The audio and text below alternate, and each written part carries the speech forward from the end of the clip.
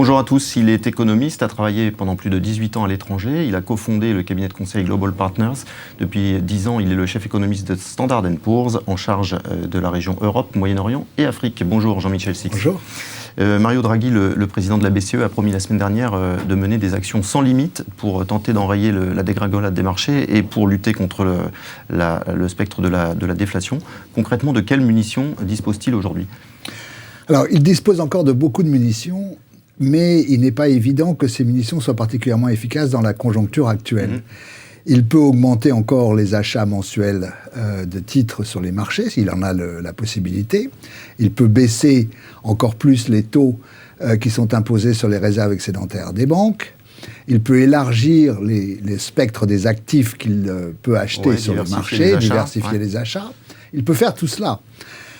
La question, c'est qu'aujourd'hui, la réaction des marchés, des bourses en particulier, elle n'est pas due tellement à ce qui se passe à l'intérieur de la zone euro, mais ce qui se passe à l'extérieur de la zone euro. La baisse du prix du pétrole, qui est tellement spectaculaire qu'elle en devient dangereuse.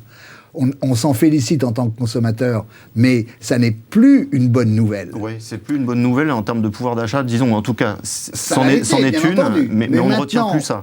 Je dirais qu'en net, l'effet du pétrole et des matières premières en général sur les pays émergents devient plus négatif que le positif que cela génère en termes de pouvoir d'achat dans nos économies. Parce que ça a un impact macroéconomique sur les pays producteurs. Ça a un impact macroéconomique qui devient dévastateur. Alors, pour terminer sur les munitions, donc c'est la baisse des matières premières qui évidemment est déflationniste, qui fait baisser l'inflation chez nous.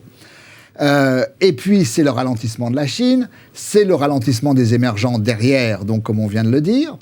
Autant de facteurs sur lesquels M. Draghi n'a pratiquement aucun levier. Il a beaucoup d'influence, mais il ne peut pas générer un prix du pétrole plus élevé. Il ne peut pas augmenter la production en Chine.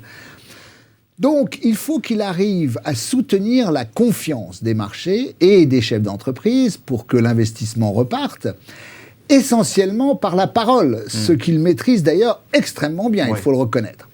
Alors, en mars, il va certainement, je pense, faire deux choses. C'est un pronostic. D'une part, je pense qu'il va baisser encore effectivement les taux en les passant à moins 0,4%. Ouais, il les a déjà baissés en décembre. Il les a déjà baissés en décembre. C'est un moyen d'agir sur, en fait, la seule arme dont il dispose aujourd'hui et qui est une efficacité. Les autres en ayant beaucoup moins. Oui. C'est-à-dire le taux de change.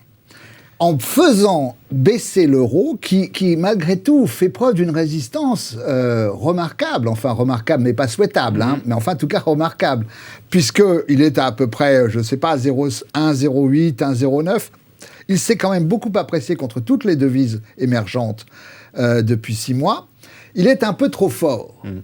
C'est un moyen technique relativement avéré, ce taux négatif sur les banques. C'est un moyen technique avéré, utilisé par les Suisses, utilisé par la Suède, en particulier dans le passé, pour faire baisser le taux de change. Il peut faire ça, et je pense que d'autre part, il peut également annoncer, il l'avait déjà fait en décembre, mais continuer en disant, écoutez, on a dit qu'on s'arrêterait en mars 2017, en réalité, on est prêt à aller jusqu'en 2018, sachant que nos prévisions d'inflation sont de plus en plus basses et qu'il va falloir continuer encore plus longtemps. Ouais, la difficulté pour Mario Draghi, c'est ce que vous dites là, semble déjà intégré par les marchés. C'est-à-dire qu'il est en permanence en train de courir après la confiance. Et c'est vrai que sa parole est encore très écoutée aujourd'hui, mais jusqu'à quand ? Parce que tout le monde a bien conscience qu'il n'a pas les leviers, et vous venez très bien de l'expliquer. Donc combien de temps peut-il écoper comme il le fait depuis des mois ? Alors, écoutez, je crois que d'abord, il faut souhaiter qu'il puisse le faire encore très longtemps, parce que c'est quand même l'encre qui tient l'économie de la zone euro de façon très très importante. Quand on a les bourses qui s'effondrent, quand on a de nouveau des risques sur la croissance, puisque justement du fait d'exportations peut-être plus faibles à cause de la faiblesse des émergents, etc., on se tourne vers Francfort, on ne se tourne pas vers Bruxelles, on ne se tourne pas vers la Commission européenne en disant « faites quelque chose ». c'est quand même très frappant. Normalement, ça devrait être l'inverse. On devrait se tourner vers la Commission européenne en disant, bon, alors, ces initiatives de croissance, ce fameux plan de Juncker, dont on ne parle plus, effectivement. Dont on n'entend plus beaucoup parler. 300 milliards d'investissements. Dans les infrastructures.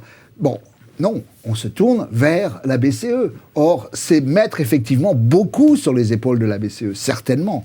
Parlons, revenons sur ce que vous évoquiez sur la baisse des cours du pétrole et son impact sur les pays producteurs. On parlait tout à l'heure d'un impact macroéconomique. Il est évidemment majeur sur des pays comme le Venezuela, l'Algérie, mais aussi, et c'est une nouveauté, sur les pays du Golfe aujourd'hui, au niveau actuel des cours du baril. Complètement. On sait très bien que les économies du Golfe, donc exportatrices de pétrole essentiel, enfin pour l'essentiel, c'est le modèle économique, c'est on produit du pétrole et on le vend. Bon. Et puis on a une démographie quand même galopante. Donc ce qu'on fait, c'est qu'on a des transferts sociaux qui sont financés par le pétrole et qui font que la population locale bénéficie de tas d'avantages, de prestations, de logements gratuits, etc.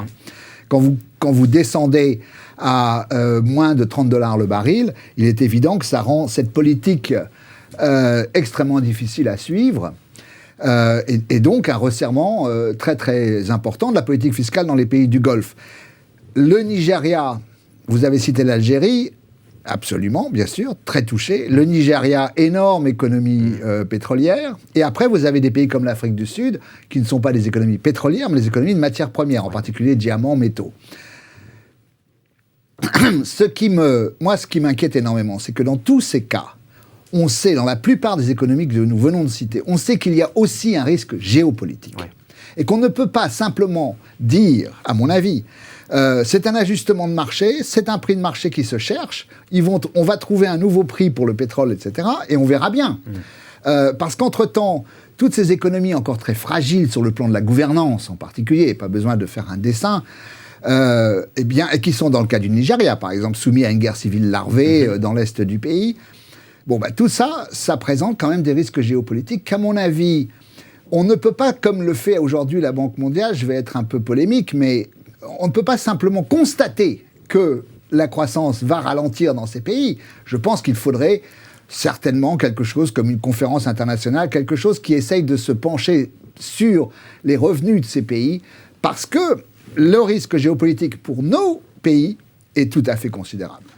Si je comprends bien ce que vous êtes en train de décrire, vous êtes très pessimiste pour l'année qui vient et les années suivantes, compte tenu de tous ces facteurs anxiogènes. Alors, très inquiet sur, je dirais, le fait qu'on se focalise aujourd'hui sur la Chine, alors qu'à mon avis, le danger principal n'est pas, en 16 et en 17 en tout cas, un fort ralentissement chinois. La Chine ralentit, il y a des réserves, ils tiennent le truc. C'est un ralentissement normal, voire souhaitable. Par contre, on se focalise pas assez sur les autres pays émergents qui constituent quand même, en termes de population, l'essentiel. C'est toute l'Afrique dont on parle ici, n'est-ce pas ? Donc c'est là, à mon avis, qu'il y a matière à être inquiet. Merci beaucoup, Jean-Michel Sys. À bientôt.